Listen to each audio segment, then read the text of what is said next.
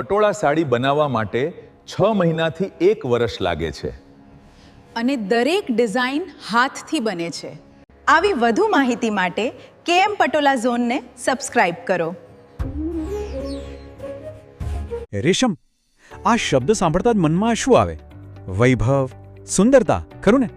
પણ ક્યારે વિચાર્યું છે કે આ ચમકદાર મુલાયમ કાપડ પાછળ એક સાવ નાનકડા જીવની એકદમ અદ્ભુત અને જટિલ કહાણી છુપાયેલી છે? તો ચાલો આજે આપણે એ જ રહસ્યને ખોલીએ. આપણે એક સીધા સવાલથી જ શરૂઆત કરીએ. કોઈની રેશમી ટાઈ જોઈએ તો શું લાગે? બહુ સુંદર છે, મોંઘી હશે. પણ એ ટાઈને બનાવવા પાછળની અસલી કિંમત શું હોઈ શકે? બસ આ જ એક સવાલ જ આપણને આખી વાતના ઊંડાણમાં લઈ જશે. રેશમનું આકર્ષણ કંઈ આજકાલનું નથી, સદીઓ જૂનું છે. ભલે પછી એ કોઈ ભવ્ય સાડી હોય કે પછી એકદમ સ્ટાઇલિશ શર્ટ, રેશમ હંમેશાથી લાવણ્ય અને સ્ટેટસનું પ્રતીક રહ્યું છે. એમ કહી શકાય કે રેશમ દુનિયાની કદાચ પહેલી ગ્લોબલ લક્ઝરી આઇટમ હતી. એની શરૂઆત થઈ પ્રાચીન ચીનમાં, અને એ સમયે જેની પાસે રેશમ હોય ને એ વ્યક્તિ ખૂબ જ ધનવાન અને પ્રતિષ્ઠિત ગણાતી. પણ આ બધી ચમક અને વૈભવ આવે છે ક્યાંથી? આ બધાનો સ્ત્રોત છે એક નાનકડો કીડો. ચાલો આ કુદરતી કારીગરના જીવનચક્ર પર એક નજર નાખીએ. દરેક રેશમના દોરાની શરૂઆત આ 4 તબક્કાથી થાય છે. સૌથી પહેલા આવે ઈંડું, જેમાંથી લાર્વા એટલે કે આપણે જેને ઈયળ કહીએ એ બહાર આવે.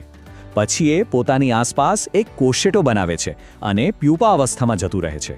અને છેલ્લે એમાંથી એક સુંદર મજાનું પતંગિયું બહાર આવે. આખું કુદરતનું એક નાનકડું ચક્ર છે. અને આ ચક્ર કેટલી ઝડપથી ફરે છે એનો અંદાજો લગાવો.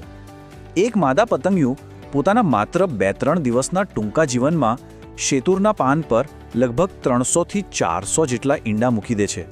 જરા વિચારો, કેટલી મોટી સંખ્યા છે.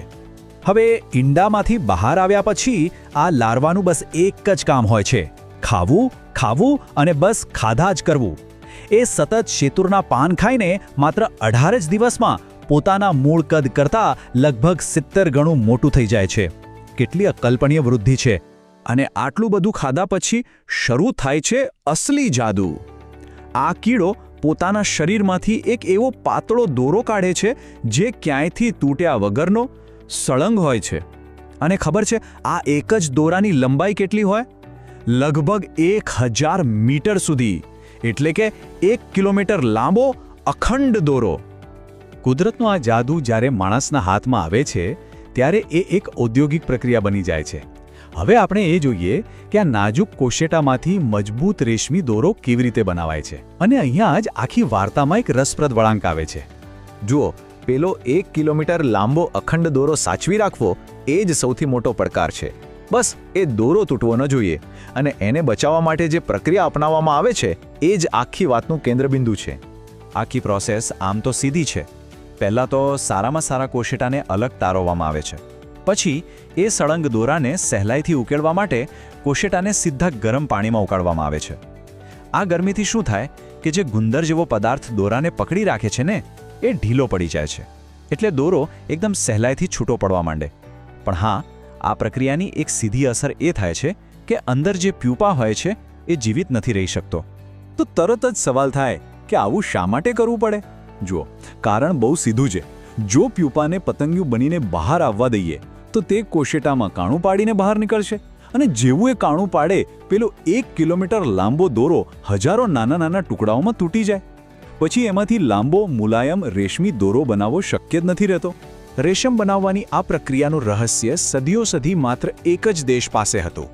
ચાલો હવે થોડું ઇતિહાસમાં જઈએ અને જોઈએ કે આ કળા કેવી રીતે દુનિયાભરમાં ફેલાઈ અને ઇતિહાસનો એક સુવર્ણ દોરો બની ગઈ. આની શરૂઆતની વાર્તા પણ બહુ જ રસપ્રદ છે. એવું કહેવાય છે કે લગભગ ઈસવીસન પૂર્વે 2700માં ચીનની મહારાણી સી લિંગછી પોતાના બગીચામાં બેસીને ગરમ ચા પી રહ્યા હતા. અને અચાનક જ એક કોશેટો ઝાડ પરથી સીધો તેમની ગરમ ચાના કપમાં પડ્યો. જ્યારે તેમણે તેને બહાર કાઢવાનો પ્રયત્ન કર્યો તો એમાંથી એક પાતળો ચમકદાર દોરો નીકળવા લાગ્યો. અને બસ કહેવાય છે કે ત્યાંથી જ રેશમની શોધ થઈ. ચીને આ રહસ્યને નાનું સૂનું નહીં પણ લગભગ 3000 વર્ષ સુધી છુપાવી રાખ્યું. એવું કહેવાય છે કે રેશમ બનાવવાની રીત કોઈને પણ બતાવવા પર સીધી મૃત્યુદંડની સજા હતી. પણ આખરે ઈસવીસન 300ની આસપાસ આ રહસ્ય કોઈક રીતે જાપાન પહોંચ્યું. પછી ઈસવીસન 552માં બે સાધુઓએ એને પોતાની લાકડીમાં છુપાવીને બાયઝેન્ટાઇન સામ્રાજ્ય સુધી પહોંચાડ્યું. અને 1200ના દાયકા સુધીમાં તો પ્રખ્યાત સિલ્ક રોડ દ્વારા રેશમનો વેપાર આખી દુનિયામાં ધમધમવા લાગ્યો.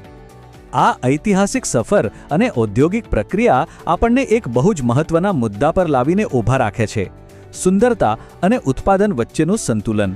આ એક નૈતિક દ્વિધા છે, અથવા એમ કહો કે એક પસંદગીનો સવાલ છે. અને આ પસંદગીને કારણે જ રેશમના ઉત્પાદનની બે મુખ્ય પદ્ધતિઓ સામે આવી છે.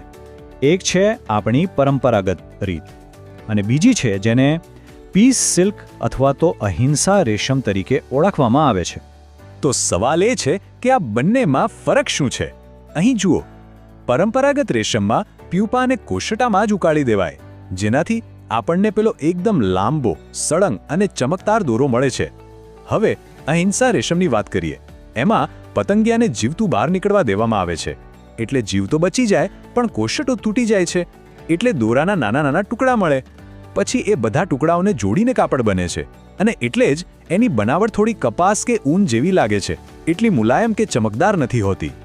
આ ઉત્પાદન કેટલા મોટા પાયે થાય છે એનો અંદાજો આ એક આંકડા પરથી લગાવી શકાય છે. સામાન્ય રીતે એક સામાન્ય સિલ્કની ટાઈ બનાવવા માટે લગભગ 120 કોશેટાની જરૂર પડે છે, જેનો અર્થ એ થયો કે પરંપરાગત પદ્ધતિમાં 120 જીવ. તો છેવટે આખી વાત આ એક જ પ્રશ્ન પર આવીને અટકે છે. એક તરફ છે એ અખંડ, ચમકદાર અને અત્યંત મુલાયમ દોરો, અને બીજી તરફ છે એક જીવને બચાવવાનો વિકલ્પ. આ વૈભવ, પ્રકૃતિ અને ઉત્પાદનની પ્રક્રિયા, આ બધા વચ્ચેનો સંબંધ કેવો હોવો જોઈએ એ ખરેખર વિચારવા જેવો સવાલ છે, નહીં?